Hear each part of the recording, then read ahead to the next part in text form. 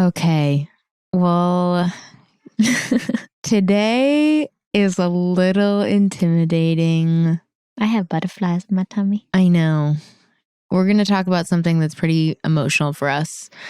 It's really interesting because sometimes when you talk about something that is very emotionally overwhelming, you fall into talking about it like it's a script to avoid the real vulnerability underneath. Mm-hmm. And it's totally just a defense mechanism, protective mechanism. It's so normal, I think. But I'm going to try not to do that today because I want to do right by my sibling, my bestie, my buddy. And so we talk directly, like very straightforwardly about our opinions about prison reform and how we, go into the facilities and stuff. And we'll be talking about that forever because we'll be doing that forever. But Casey and I were talking recently and we feel like it's important that we share a bit of what has happened in our lives to get us to the point where we want to be doing all the things that we're doing and why we care about what we care about. And I think that it's time to talk a bit about what happened to our brother and what happened to us, our whole family. And he's such an important piece of both of our stories and of our entire family's story. And he's changed all of our lives entirely. And we refer to him constantly. And I know that there's a lack of clarity about what really happened. And some stuff is for us and only for us. And also, there's no way that we could tell someone's entire life story and express the magnitude of someone's importance and their beautiful spirit in one podcast episode. And that's not what we're trying to do. We'll talk about him forever because we're proud of him and we love him. But it feels important to contextualize. Contextualize everything and share his story with love and compassion. And I've been posting my brother on Instagram since I got Instagram. We all have, sporadically. And there was a point in time where, unfortunately, he passed, and we'll get to all of this, but we started posting him a lot more for a lot of different reasons. And I think that there's probably so many question marks around him. And what happened? And so I think that it's just important as we kind of build out this platform to contextualize him and his story and our lives, because I think that it makes a lot of sense when you hear it, Yeah. And also it's our story to tell with compassion, and we haven't been ready or felt like we had the opportunity to really address it. But another thing outside of this platform and outside of contextualizing ourselves and of sharing our brother's story with compassion, which is all important to us, we did start going into the prisons, and we did start to have to get used to sharing our story, because that's a big part of what we do when we go in there is we try to connect to people and allow them to hopefully be able to approach healing. And sharing his story in those spaces has been incredibly healing for me. Same. It has opened up the doors to an entirely new part of life that both of us are extremely passionate about. And it's hard to share something really painful, and it's hard to open up about something that you feel very protective of, because both of us are dead set on protecting our brother, and we have been forever. And that's really added to why we haven't directly shared about this ever before. But I think it's time. I think so too. I'm nervous, but here we go. Well, I think to understand our brother, it's only fair to talk about the circumstances in which we kind of grew up a little bit. Yeah. And like I said before, some things, this is not going to be every detail of our young lives. A lot of stuff is not our business to share. It's not ours. And it's also just not in the best interest of our loved ones and of our relationships with our family to just spill everything. But some things are definitely important in making everybody's journey and path in life make sense, and to talk about things compassionately. So, shall I? Where do we start? So Carly and I are the two youngest of 5. 5 kids. 5 kids. Our parents knew each other since they were in high school. And our dad had an incredibly, incredibly challenging childhood. A lot of abuse, a lot of neglect, a lot of painful, challenging circumstances that he coped with in lots of different ways. And many of those ways were unhealthy. And our parents have been riders for each other forever. And they still are together to this day. And our mom is really probably the most loyal person of all time. She definitely wins. Truly. So when they got married, my dad was sober and he ended up getting in an accident. He was hit. Yeah. And went through some pretty extensive surgeries and ended up falling into addiction from that when my brother was born. So Ryan is the oldest. He's the only boy. He's going to be 38 this year. So he was crazy. Born. He's an old motherfucker. Someone told me this year, like, wow, your brother's 37. And I knew that, but it did not click in my head. This is an old motherfucker right he there. He is. Yeah. So my brother's the oldest. And then it goes Caitlin, Carrie, Carly, and me. And my parents ended up moving back to the East Coast for my dad to take a job. And so all of us kids were actually born on the East Coast in Virginia, like the DMV area, DC, Maryland, Virginia, despite our parents being from here, going to high school, being born here, whatever. At the time they started their family is also when his addiction started. Yeah. So he got into a car accident. He went through multiple surgeries that were really intense and he fell into addiction. Yeah. And it persisted throughout all of our siblings being born and us. And I think that there were a couple little phases where he was trying to pull himself out of it, able to pull himself out of it. But for the most part, his addiction was consistent throughout all of us being born in our young lives. And eventually our mom moved us back to the West Coast, to Los Angeles, where we lived with our grandma, and our dad was struggling, but my mom just realized it was really unhealthy. The environment was really unhealthy, and my dad needed to figure out how to get help or to help himself. So long story short, our dad continued to struggle with his addiction, moved out to the West Coast. There was drama and trauma, and our brother was well into his teens at that time, and he was the oldest, only boy, and a very, very intelligent kid, very high energy, very sensitive, and very perceptive. Yes. Kids are perceptive in general, but Ryan is a highly, highly intuitive, perceptive person. Yeah. He is not someone who just fumbles through life, like not looking around at all.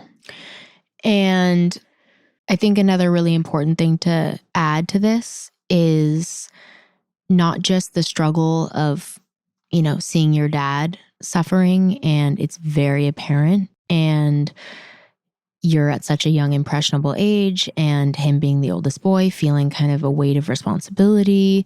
So he's told me many times. Mm-hmm. But also, we moved to California, and we have so much privilege because our grandmother built her house in Malibu when it was tiny. There was nobody really living there, how they all describe it, my aunts and uncles. And obviously, over time, it turned into this paradise. And so we were so blessed to be able to go live there.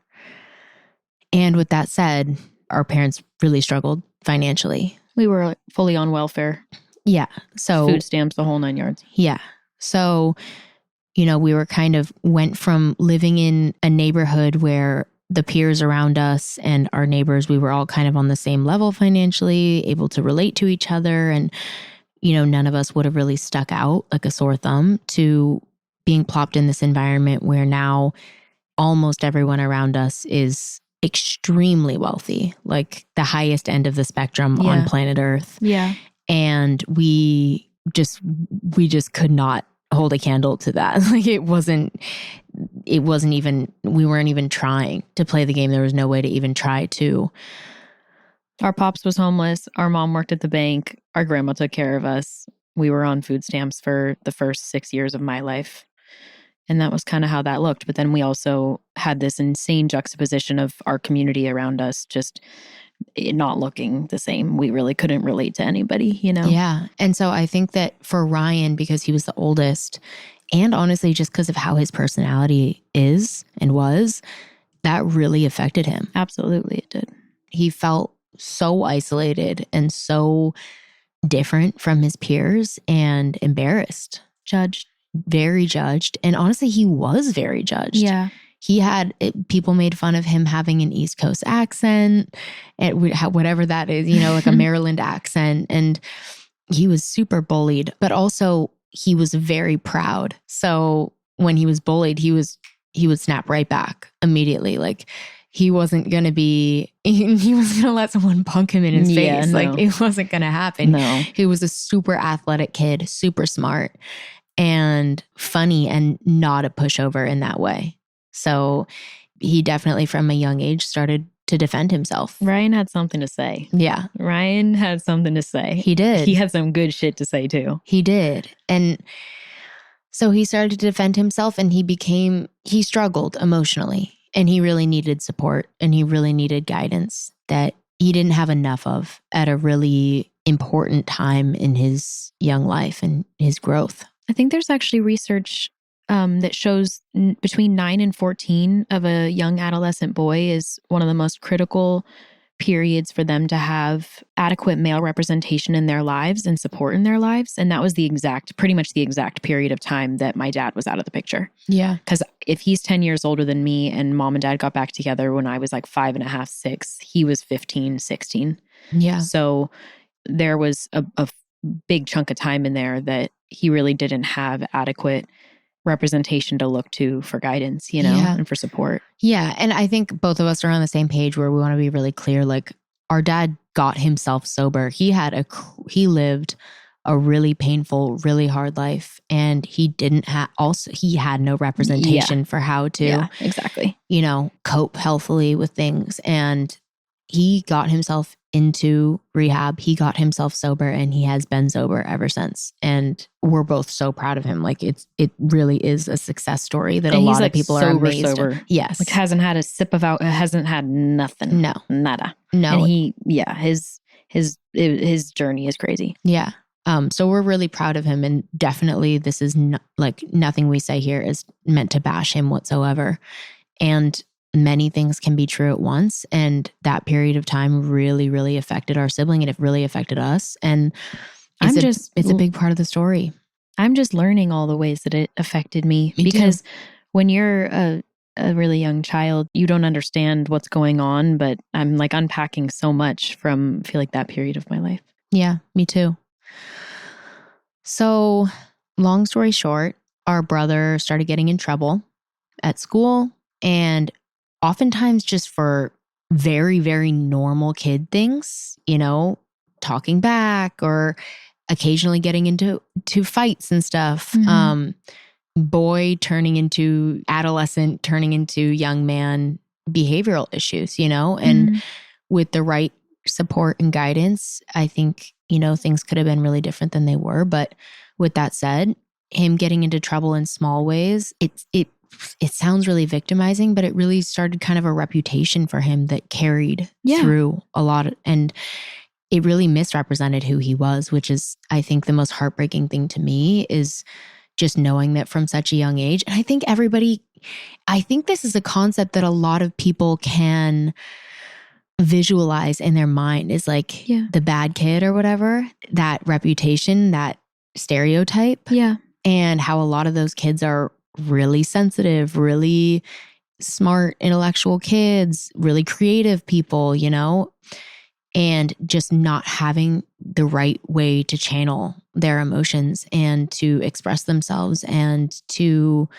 cope with all the things that are going on with them internally. And I really, really strongly believe that that's exactly what was happening with our brother. And he needed someone or something to step in. And my mom always says how frustrated she is looking back that she didn't have more resources to get him involved in more things. Drum lessons. She brings up drum lessons for some reason, but just the ability to channel his energy and his anxiety and his adolescent boyhood Mhm. into productive time spent. Outlets, You know what yeah. I mean?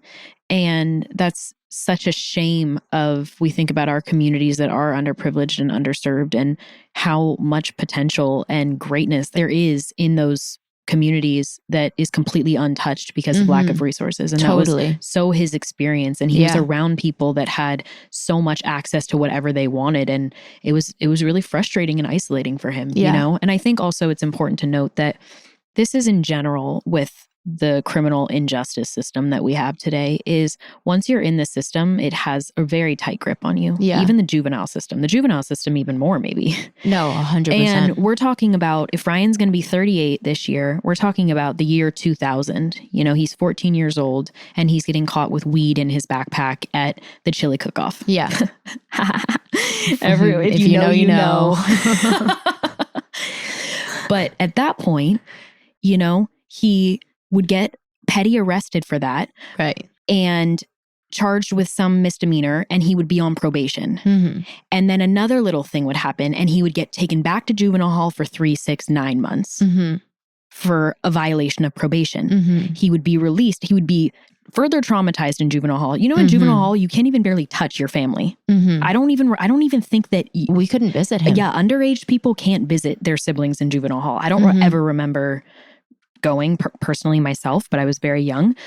But there's so much that's happening in these facilities to these young men and women that this is like a different conversation for a different day. But what I'm trying to say here is Kids shouldn't be in cages. Kids should not be in cages. Once you're in the carceral system, the carceral system in general, it is embarrassingly difficult to get out of it, you know, especially if you don't have someone that's stepping in and guiding you to something better. And I think that... And also our family never really had the resources to bail him out all of these times. So he was spending inordinate amounts of time in cages as a kid because our family could not afford to get him out of there. And it would mainly be for like petty charges and probation violations. But I think him and I talked about it one time. I think between 13 and 18, he spent 3+ years in juvenile hall. Yeah, it's crazy. So, and that was it's from a fucking shame. That was from his mouth, you know? So, but yeah, it's just a really important part, I think, of his teenage journey was the addition of being incarcerated as a child. Yeah. You know, we lived in a small community. And yeah, I don't even want to say that this only happens in small communities, but I understand it from the perspective of living in a small community where getting out of the system is hard for a bunch of reasons. And one of the reasons is because if the police departments and the judges know your name, they expect for you to be doing negative things. Yeah. And they don't give you the benefit of the doubt in any situations. So it's constant, harsh punishment. Shout out Deputy Dunn. I hope that dude listens to this shit. Fuck you. Oh, man. So we have some pent up, we have some built up grudges. You don't have to add that in. We have a couple names that we would say too. That's one of them. Shout out Deputy Dunn. Bro, I can't. You know what? I wish him. Some people need to be put on blast though. He does. Because they're ruined. These are kids. These are children. That motherfucker had the time and he spent the time and he really harassed our family. Yeah. In a different kind of way. But it's one thing for the police department to know who you are and for the judges to know who you are. And that reputation also passes around the community. And the teachers expect certain things from you and the principal and the coaches and everybody typecasts you in a certain way, and escaping that reputation becomes impossible. And our brother used to say, like, I just, at a certain point, it was like, you just own that shit. Fuck it. Yeah, I guess I am a fuck up. I guess I am like hopeless in certain ways. And all the things that you're telling me I am. Because I'm trying to figure out who I am. I'm 17 right now, bro. I don't know who the hell. I don't know what's up and what's down. Yeah. My frontal lobe is like, there's like two-fifths of it up there, you know? And I want to be really clear. Like, our brother was never like committing violent crimes and being like doing things that, looking at this kid as an adult, if I were to look at my brother as a child, the punishments just never fit the crime. It was always like maximum punishment for very minor infractions. And it was over and over and over again. And like you said, traumatizing, extremely traumatizing to be put in a cage, locked in a cage as a child over and over and over again for doing things that you know your peers are doing. Yeah. And they're not getting in trouble for the way that you are.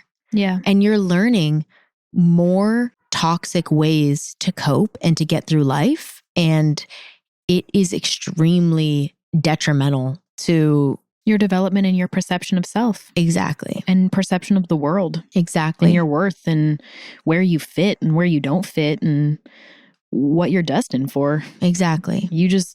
We all end up stepping into what we're told we are if we are not guided to the light or guide ourselves to the light, you know? Yeah. Which as a child is totally. And difficult. I do want to say, like, our mom is so loving and she was there. She loved the fuck out of our brother and he knew it. And it's not that he didn't have any love. It's that he had so much negative input that there weren't the resources and the level of support he needed and the level of guidance he needed to help him heal from a lot of the stuff that he had been through, to be honest. Yeah, to offset the pain and the... All of this is also speculation too, because he never had a chance, because what ended up ultimately happening to him happened at the age of 18, a child, you know? So he really didn't have a chance to see who or what he would have become as an adult. Because again, the story continues and it's really fucking tragic. But listen, when you're kids and you're teenagers, you move through life and you experiment. You experiment with, start with alcohol and weed and move to, I don't even know what the fuck you move to because I don't do drugs, but Molly or cocaine. Yeah, you get to coke and you're doing party drugs in high school, or at least my peers were. So that was my experience. And you go through that. And that's a very, I would say, semi-normal thing for... But also very scary. But very scary. Now very looking dangerous. At teenagers, I'm like, no, don't do that, honey. Very dangerous. But Ryan's use progressed as he got older. Mm-hmm. And we come from a long line of addicts on our dad's side. And he definitely moved into a stickier territory with his substance abuse use. And that put him in positions that he should never have been in. Yes. That put him with people that he should have never been with and in positions that he should have never been in. Yeah. And that really led to the most fucked up shit you could ever imagine, honestly. Yeah. I'm just going to put it to you like that. Yeah. The people he was surrounded by were super toxic. And this is like, I feel so bad because I know that people end up in the situations that they're in because of their own trauma and their own pain. Yeah. And so it's my natural instinct to demonize anyone who had a hand in my brother's fucking tragedy of a life. But I do understand that this person's a human and I want to respect that humanity. And at the same time, there was somebody around my brother who was really fucking up and hurting people. Yeah. And our brother was unaware of the actions of this individual, and he ended up being wrongfully convicted. Yeah. Of 2 crimes that he didn't commit. And we knew exactly who did. And eventually that person wrote a written confession saying that they did these things. And there was a ton of evidence. And we had horrible representation that did not put forward all of the facts that would have exonerated our brother. And it was a fucking nightmare.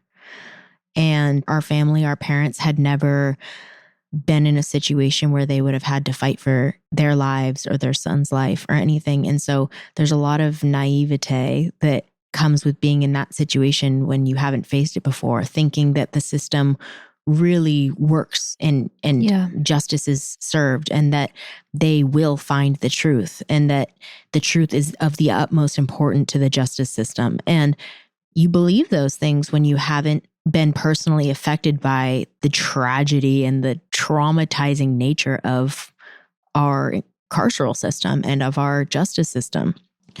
And so our parents trusted the guidance of the lawyer that we got. And it wasn't good guidance, and our brother was wrongfully convicted, and he was sentenced to a 30-year sentence, but 2 15-year sentences that he was allowed to serve concurrently. So essentially a 15-year sentence.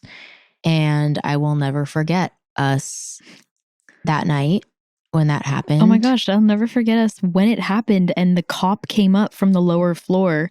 We were crying in the bathroom and she looked at us and asked us what was wrong. And we said, our brother just got convicted. And she said, well, he probably deserved it. And we were like, okay, I was in 4th grade. Yeah. I was in 4th grade. Okay. This was November 20th of my 4th grade year. Yeah. So I'm like, I'm just a baby. I honestly, looking back, I didn't know, I had no idea the gravity of the situation. Of course. You know? Well, we were able to go to the trial for most of the days. And then the judge on the trial banned us from going on the last day and said that we were too young. And so we were sitting outside of the room listening. Like we couldn't hear what they were saying when they were speaking at a normal volume.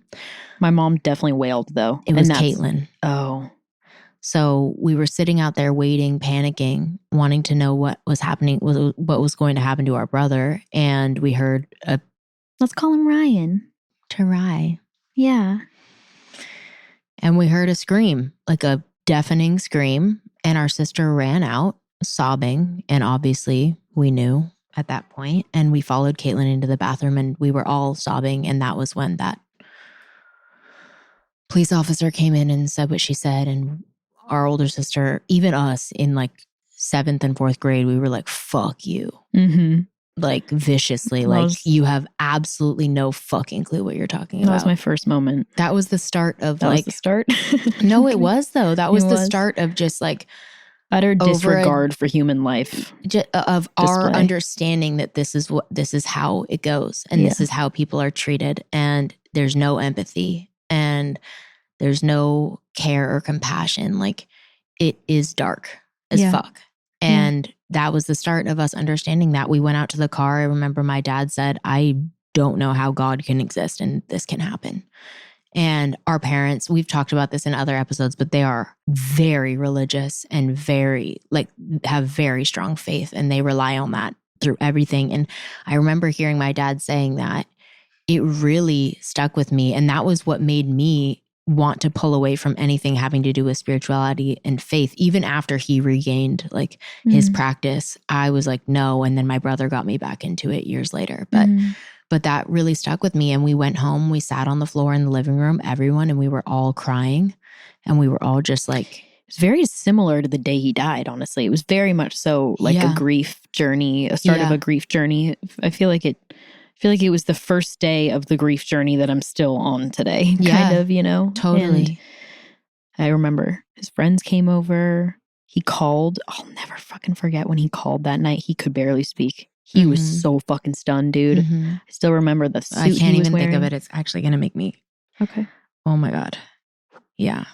I hate that memory. Yeah, it's a pretty terrible one. I remember I went to school the next day and I was just crying all day in every single class. And I couldn't not. And I just knew that I think that such a standout part of our experience through all of this was that we did grow up in a community where this wasn't prevalent. We knew very well that none of our peers could relate to us and that we couldn't relate to them. And we knew that we had something now going on at home. We always had, but this was on a different level. It was another layer of distance from our community. Yeah, and feeling like we could belong anywhere. Yeah.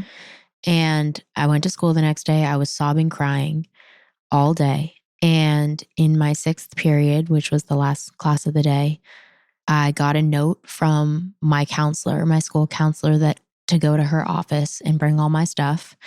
And I went into the counselor's office and she said to me, we have some people that are concerned about you and they think you're going to kill yourself. Are you going to kill yourself? That's what she said to me. I was in 7th grade. And I was like, well, that's not a way to make me want to open up to you, is it? And she was like, excuse me. And she was really upset. Why she was upset in that moment, I have no clue. But I essentially told her, I don't trust you. You're not someone that I would want to confide in. She would put on these programs to try, like the don't do drugs programs or whatever it was, where she would come into the classes and she would tell horror stories about certain things to make you want to behave or fall in line in certain ways. But she would tell true stories that students had told her in confidence, but she would just change the names. And so I told her, I was like, I don't want to turn into one of those stories. So I don't feel comfortable talking to you about anything. And she kicked me out of her office. She said, get out then. And I was like, thank you. Shout out Miss Cowgill. Let's go, boo. Some people need to be exposed.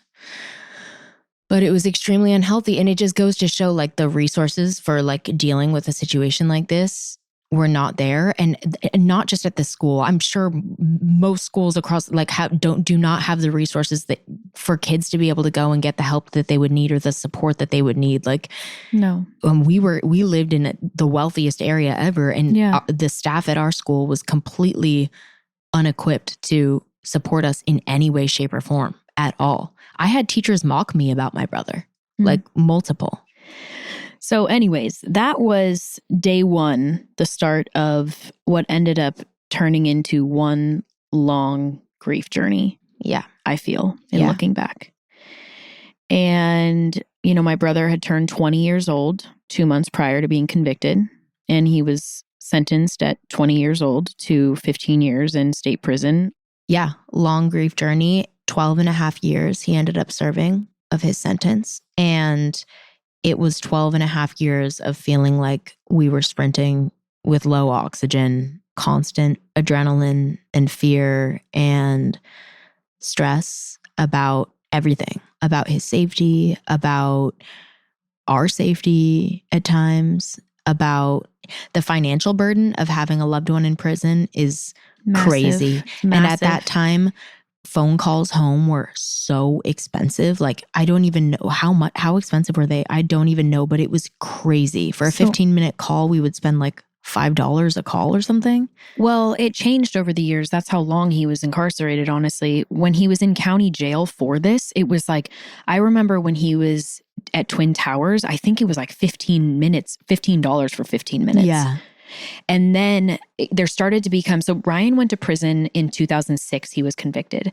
And that was the year that California was deemed unconstitutional in its capacity situation. So California prisons were at 200% capacity, and the Supreme Court ended up stepping in and saying, this is wildly inhumane for your people. You need to get it down by this year. I believe it was around 2015, but you have X amount of time to get it down to 137% is the number that I remember. So he went to prison the year that capacity was highest in California prison history. People were sleeping on floors, et cetera, et cetera. So he went into a very fucking gnarly situation. Yeah. Very fucking gnarly situation. Very dangerous, very violent, very scary. And our family was super dedicated to visiting him. We would be driving all over California. He was in Pleasant Valley. He was in Corcoran, which I know we'll talk about because that was a very intense experience. He was in Lancaster. He was in Salinas Valley. He was in Mule Creek. He was back at Lancaster. And at all those different facilities, different traumatizing situations happened. And it's just one thing on top of the other. And another, because we need to talk about his appeal too. Yeah. So basically, my parents and our extended family spent an adequate amount of resources getting him an initial lawyer. When he lost his case, my extended family ended up stepping up further and getting him an appellate lawyer that was deemed one of the best in the state. Yeah. And people, when we say they stepped up, like people who did not have the finances refinanced their homes to try to help our brother because everybody knew and was convinced that he was innocent. Yeah. So long story long, this appellate attorney that was hired ended up filing the paperwork for his appeal about 35 days late. I thought it was just 30, but it was around a month late. Yeah, he miscalculated the filing date, which here's the thing about our system is once you're in, they make it next to impossible to get out. Yeah.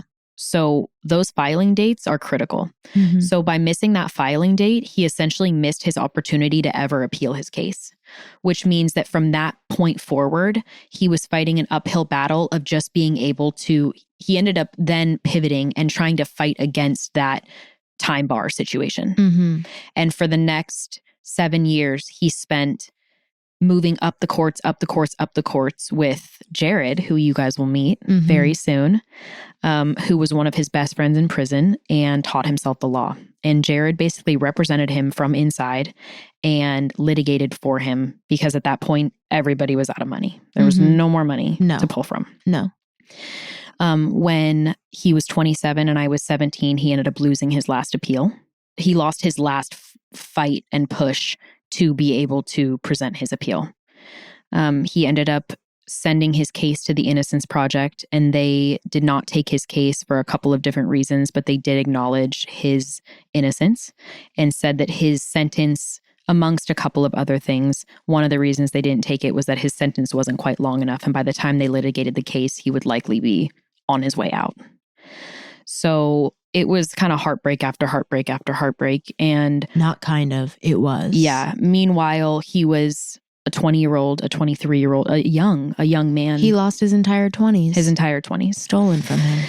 And as his family watching this journey and going through it with him and walking this path, it's hard to even put into words how heartbreaking it is. It's you feel like you're watching the worst. You're in like a fever dream that you can't even describe the sorrow of watching someone suffer at the level that he did and knowing that he had so much inside of him that was just being crushed by life. I just want to talk about some of the beautiful things about him really fast so Let's that people do can it. understand, because I love talking about his beautiful aspects. our brother was amazing. And like, I just want him to get the chance for people to know that about him, because even us telling this story, it's like so dark and it's so depressing because it is. Well, it's even more it's the most depressing thing in the world, but it's even more sorrowful because he was so bright. Yeah. Like, and when I say bright, I meant like a bright light, but he was one of the things I miss about Ryan the most is asking him his opinion on things. He had Yeah. such amazing things to say. I've definitely said this on this podcast before, but you talk about left brain, right brain, dude could do anything. He was just so talented. He was an incredible athlete, so fast.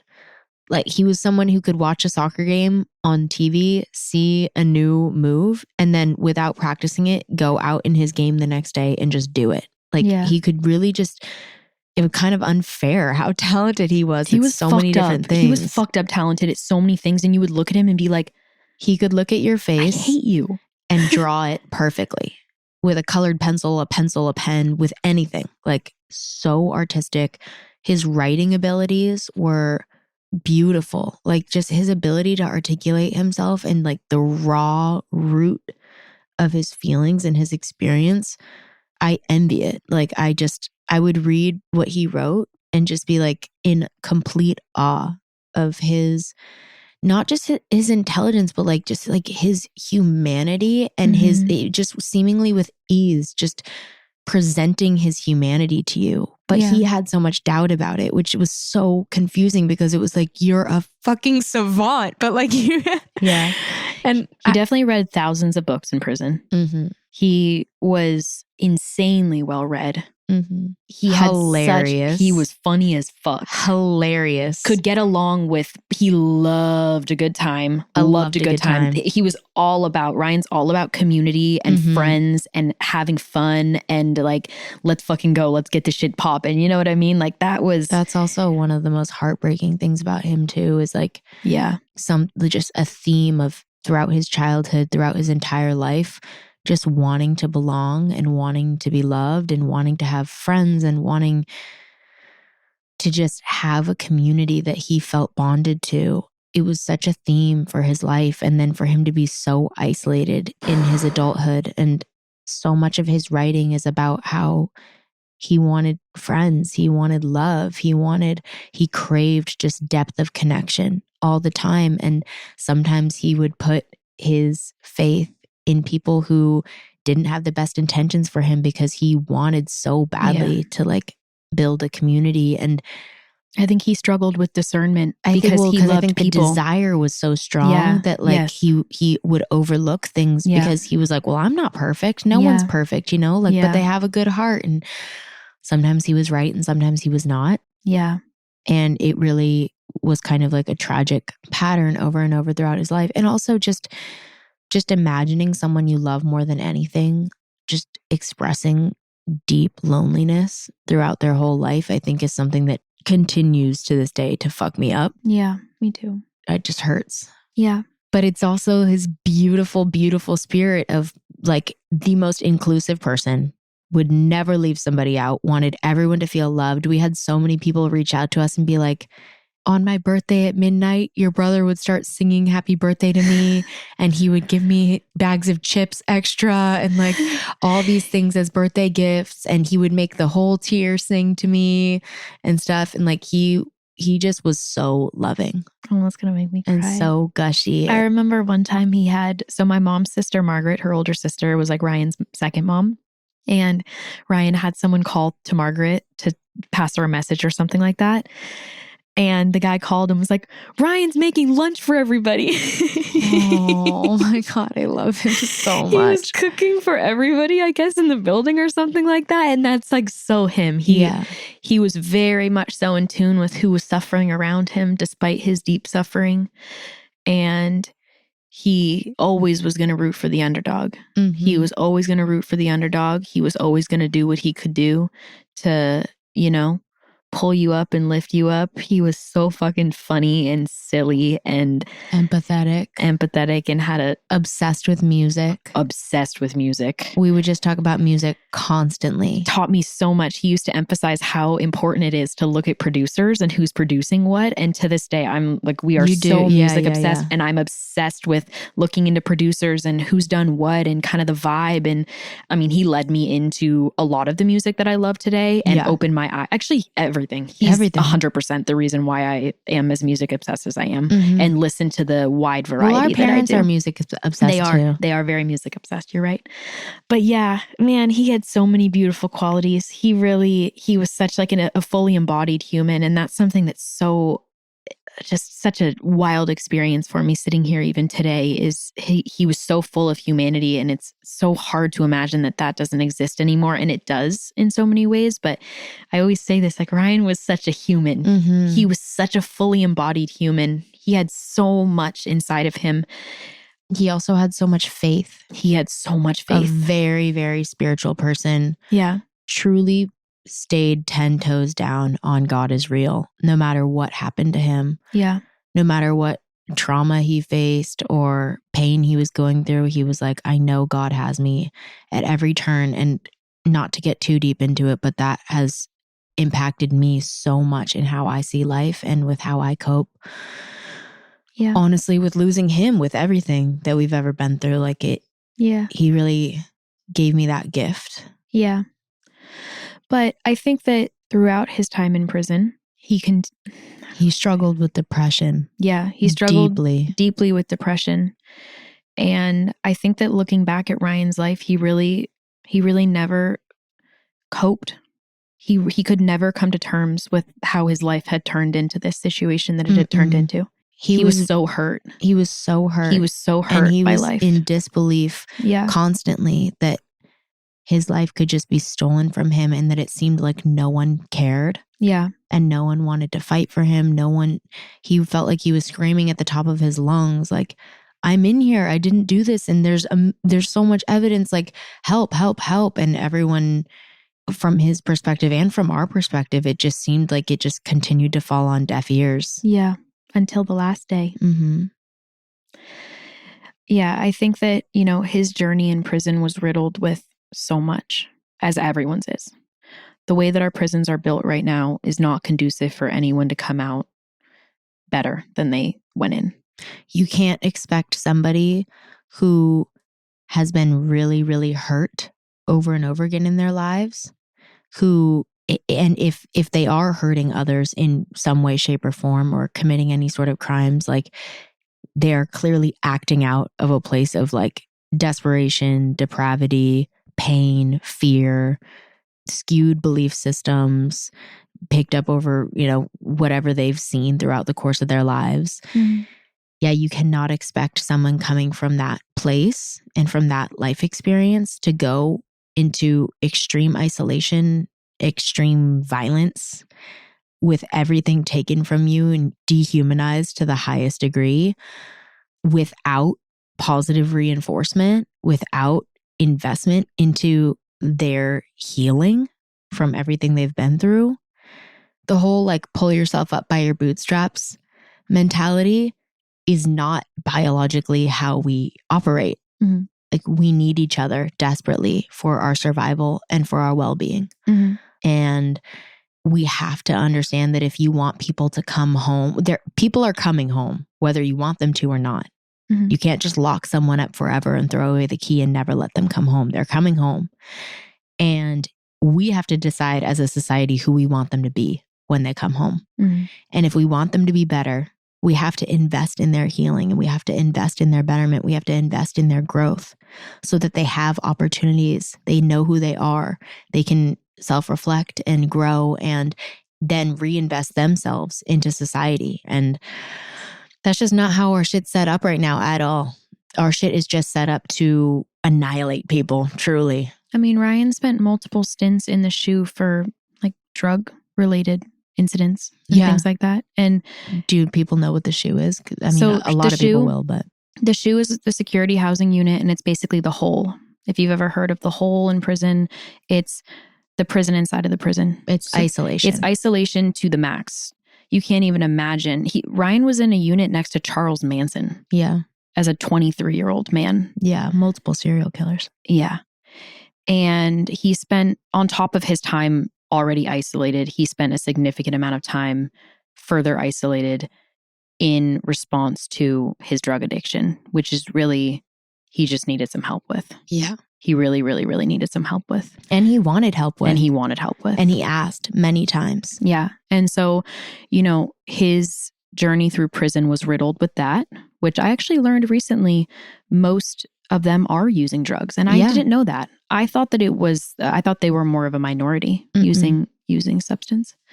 And I also do want to say though, Ryan did get sober multiple times throughout his prison. He was dead. He really, really wanted to find his sobriety. Yeah. And he tried hard, and he had multiple periods of time where he was sober and just by his own white knuckling it, desperately trying to get through it with no assistance at all. Yeah.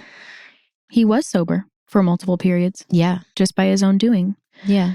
And he would ultimately struggle and fall and pick himself back up and fall, as we all do. And for me as his sister, I knew that there were things going on at certain points, and it breaks my fucking heart. And, being a sibling of someone who's in prison is horribly, horribly difficult. Being a sibling of someone who's an addict is horribly difficult, but being a sibling of someone who's an addict in prison it has its real challenges, It's terrifying. It's terrifying. That's for sure. And, I look back at his journey, and he carried himself with every ounce of fucking strength and courage that he had in his body. And he really put in a fight that I couldn't be more proud of him. I genuinely could not be more proud of him. And I do want to say too, because he deserves for this to be said, he loved people, and he always, no matter what situation he was in, would have taken the shirt off of his back and given it to somebody else. One of the most heartbreaking things in looking back is how cyclical addiction is with shame and with hurt. And I read every letter that he sent, and all of it is just talking about how he just wants to continue to be a better brother, and he wants to continue to be more there and more there. And he's so those regretful. were the last conversations that I had with him too. Yeah, how regretful he was that life had led him to this place, that he had put himself around people that had even just given him a chance of being in this position, And that's all to say that Ryan pretty much lost everything through this experience except his humanity and his heart. And his truth. And so we spent years going to visit him. at many different facilities growing up, him missing every holiday, every family gathering, every milestone of life. And like Casey had said before, there are some really harsh punishments in prison for people who are struggling with addiction. And like you said, you would think that the goal would be to rehabilitate these guys and help them out of their addiction. But really, all of the punishments actually shove people oftentimes further into addiction because they deprive them of the support and the resources that they really desperately need to find inner peace. And towards the end of his life, he was punished and his visits were taken away for a year. So For testing dirty. So he lost the ability to hug us and see us. And so for the first 6 months, we couldn't see him at all. And then for the last 6 months, you can see them for 1 hour through glass. And so you can't touch, you can't hug, you can't have any of like the basic human dignities of being with your loved ones. But we went anyways. We went to see him multiple times throughout that period of 6 months. And it was interesting because he was really peaceful every time I went to see him that 6 months. He was. I was really emotional. I hated to see him. I hated seeing behind him in that glass. fucking white jumpsuit, dude. Me too. That dirty ass white jumpsuit. Leaning over and putting his hands through the grate for them to unlock the handcuffs. It's fucked up. Seeing your brother shackled, that shit really fucks with your head, dude. It's not okay. And I was really emotional every time I saw him in that way. And he was like, we would put our hands up to the glass, like, and he would have his on the other side. And I would just be like, this is fucked up. And he was like, you know what? I just know how much you care. And like that to me feels like a hug. And like, thank you for being here. And we would talk and we would leave. And my mom and I went to go see him on her birthday, January 27th. And it was a behind the glass visit.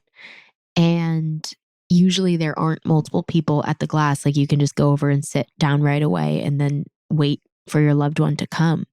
But this time they were all full. And so they had us wait at a normal table. And Mom and I were like, what if he just came through the door and we could hug him? That would be crazy. Like that would be amazing. And then he did. He came through the door and we started fucking sobbing. Like it was crazy. It was like, we like could not control ourselves. And in that environment, you know, he was never that good at controlling his emotions all the way, and neither were we. But at the same time, there is a level of like keeping shit under control that you do in that environment, and you don't just reactively like go off the walls emotionally. You do like contain it and contain yourself. And we couldn't, and we were like honestly kind of wailing. Like it was kind of wild, and neither of us could control ourselves. And my mom was hugging him for so long, like, and I was crying, and then he and I were hugging for so long, and he was like, I don't get to stay. I have to go back. We have to do the behind the glass. But he just let me come say hi to you. And he turned around and walked away. And then I like ran back to the door that he was walking through. And I asked the guy, I was like, can I just give him one more hug, please? And he was like, yeah, you can. And I gave him one more hug. And then he went back, and my mom asked him, like, what was that about? Why did he let you do that? And Ryan said, divine providence. He said it was divine providence. And he basically said that he had never met that officer before, but when he was walking him back, he asked him, like, how long has it been since you've hugged your mom? And Ryan was like, I don't even remember. It's been a long time. And he was like, I think you need a hug today. And he let him out to come hug us. And it was like, I didn't even know how much I needed that. It was crazy. And you lucky bitch. I know. No, trust me. I know. I was so jealous. Actually, they called me after work. I was back in New we York were at the that Circle point. K gas station. We called you. Oh my God. The Circle K. Yeah, right there. On Avenue J. Exactly. Lancaster, stand up. Oh my God. I'll never forget. I was walking to the train and I was so fucking jealous. But I was so happy for you guys. I so remember the happy for pump my we were mom. at even. Anyways. And it was supposed to be right after that he would get his in-person visits back. And like I had March. scheduled one to go see him alone just by myself. And he ended up calling and telling me not to come because they were threatening him to take his visits away again for another full year. He had maintained his sobriety. And what had happened was they called him like early in the morning to test. And he said that he didn't hear it. And so he didn't go test. And essentially they said like, no test is a dirty test. And so we're going to take your visits away again. And that just, he couldn't withstand it emotionally. I remember the weekend before he died, he passed on a Saturday night, and the weekend prior, I had told him I was home for spring break, and I was like, I'm going to try to come see you. And I was like, but I don't know if I'm going to be able to, because I didn't have a car at the time. So I had to borrow other people's cars. And he was like, you know what, Case Dog, don't worry about it. Don't worry about it. And I remember the tone in his voice. I was so confused because visits were his life. Like we loved visiting. Yeah. I loved visiting. And I was so confused why he sounded so chill about me not coming, even though that was right before I graduated college. And that was going to be the last time I got to see him before I graduated college. And so I was like, okay, well, I guess I won't come because he's telling me not to, you know? And Carly and I were shopping on the Saturday, a week prior to him passing. And he called, and he was able to call like 4 times straight. Mm-hmm. And we had a long conversation from West Hollywood driving all the way back to the Valley. And that was the last time about what was the best shoe ever created. Yeah, we were talking We about... decided on Converse. Converse, shout out, best shoe ever created. Mm-hmm. We were talking about what's worth it to spend money on and what's not worth it to spend money on when you're shopping. He was so mad. We had spent a shit ton of money on... so much money on a t-shirt. He was like, what the fuck are you doing? He's like, you don't spend $90 on a t-shirt? And I was like, yeah, well, he was right. I was being an idiot. I know. Really. But so anyways, basically everything kind of led up to, after so many years of asking for help and trying to advocate for himself in a situation that your hands were very tied, there ended up being someone that came to his door on Friday morning and asking if he was okay. And he said... A staff member, yeah, like a mental health staff member. And he said, no, I'm not okay. And I don't think that I'm going to make it if I don't have someone intervene and help me. Can you please help me? And they ended up noting it in his file and going back and leaving work on a Friday. And he was found on Saturday night in his cell alone. That was March 30th, and he was pronounced officially dead on the 31st. And my mom got a call in the middle of the night, basically. And I ended up... We all have our own experiences that I don't think we'll share of kind of how we found out, but I ended up coming home from New York the next day. And that felt like day one of a whole new life, honestly. And it has proven to be day one of a whole new life. But I just really want to say that I was sitting with my brother at a visit one time, and he was having a really hard day. And my sister Carrie and I were sitting there with him. And this is really personal, but I just think it really contextualizes. I never thought I would share this, but I think it's really important. He was having a really, really hard day reckoning with the fact that his life had brought him to this place and that it was taken from him. And he looked at Carrie and I and he said, if I died today, nobody would ever come to my funeral and nobody would even remember that I was alive. I'm completely removed from society. And I remember Carrie and I telling him, like, that's not true. Don't say that, you know? And when he passed, the people that showed up, the amount of people that showed up for him, I'll never forget it. I was so scared that nobody was going to be in that church. And he had so many old friends and parents of old friends. He had been away for, at that point, for almost 15 years from when he was arrested to when he died. And I remember I was just like so touched. And I'll never, ever, ever stop talking about him. I'll never forget that conversation. That conversation pierces me every single day. And I will never, ever, ever let him be forgotten. He will always, wherever I am, he will always come with me. And we miss you. That is my reason. And I'll never let that be true because it's not true. And he was so important to my world and he's so important to the world. And I'll never stop. And you know, us telling this story, It's tough because the story and the path and him as a person are two very different things. So true. And we can't not tell the story and we can't not explain the path because It happened. it happened. Because it happened. But also, like, our brother was the fucking best. And I love him so much. And like, honestly, that was like a soulmate for both of us and for our whole family. And He was such a center point of our family. really just like a wise, loving spirit that deserved a lot of things that he never got. And I think that not sharing it and not sharing him adds to like the lack that he got. And I want him to feel larger than life. And I want people to know him. And he deserves that because he was amazing. And also because I think that telling the truth about what happened to him and about what happens to people matters. And it gives people the opportunity to, like, first of all, it lets us build community, like a compassionate community for ourselves. But it humanizes so many people. That's really such a big thing. And this is a completely separate episode, but whatever you think of Prisoner, I want us to collectively as a world start breaking down, dismantling that. Like what he was labeled and what he would be assumed as in society, someone in prison who struggled with addiction. Yeah.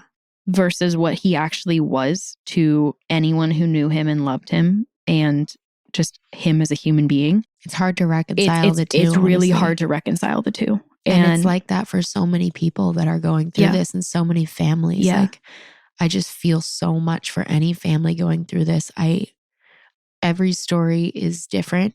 Every story is unique, but also we can all relate to each other, like the pain and the hopelessness and the helplessness and the wanting to save your loved one and get them out of there and bring them to a safe place and care for them and see them move on to live a life that's beautiful and abundant. And we didn't get to see our brother leave that place. We never got to see him meet abundance, and we never got to see him build a family or do all the things that he desperately wanted to do. And so I don't want all of that fucked up shit to be for nothing. Yeah. I want it to motivate us to contribute to the world in a positive way and to let people know we see them and they matter. Yeah. And they're capable of so much and that people have potential. And that we see way beyond the label. Yeah. And that it matters that people believe in you. Yeah. It really matters that people believe in you. And sometimes if you're someone who's always been believed in, it's hard to understand how much that's contributed to your well-being and your success. Mm-hmm. But it matters when people believe in you and when they tell you you're capable. Oh, are you going to come give us kissy wissy? Thank you, Mama. Thank you, my lovey. Thank you. Are you a emotional support animal? She's intuitive. But it matters. And it matters how we invest in people. And I wish that we would have had the resources that we needed to help our brother at multiple points throughout his journey, throughout his entire life. And I wish that everybody had the resources to work through the challenges of life and to emote and to find themselves and find their path that makes them feel whole and fulfilled and like they're contributing what they uniquely have to offer to the world, because everybody does have something to offer. And we have to believe in people. We have to invest in people. And I wish I knew Ryan now. Me too. I have so much more abundance than I even did when I knew him. And I just wish that we could be humans together now. Me too. But I gotta hold this shit down. We love the fuck out of our sibling. We love the fuck out of you, Ryan Patrick Raphael Madden.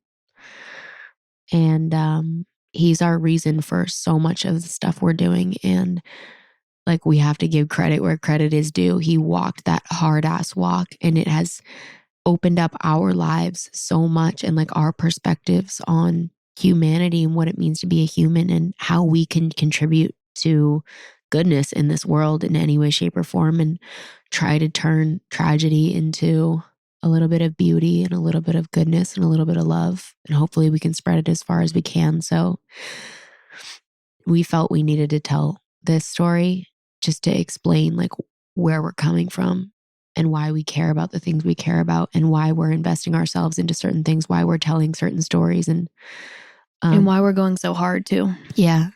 And because he went so fucking hard. He fought so hard, and I am not letting that go to waste. no, Sorry. and I have so many regrets, and I want to take every opportunity that I can find to be better. And when you know better, you do better. And that's what I'm trying to do. So yeah. First of all, for anyone going through this, I'm so sorry.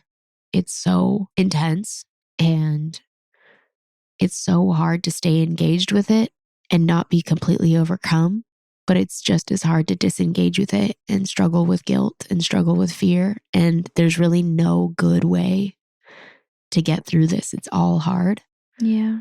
For anybody who hasn't been through this, I hope that you take the opportunity to maybe soften a little bit in judgment towards anyone that you might see go through this or any stories you might hear.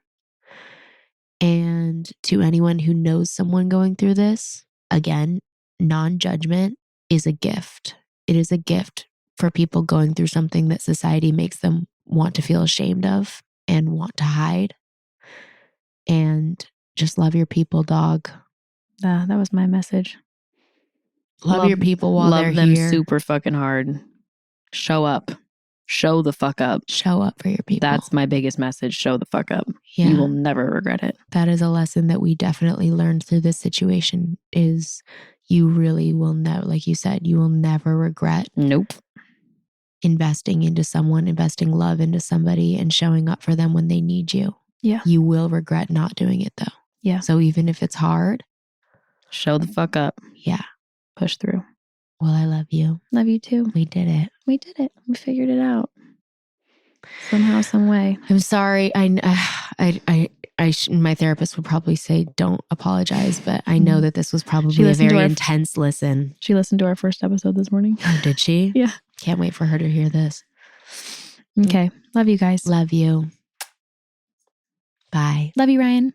I love you, Ryan.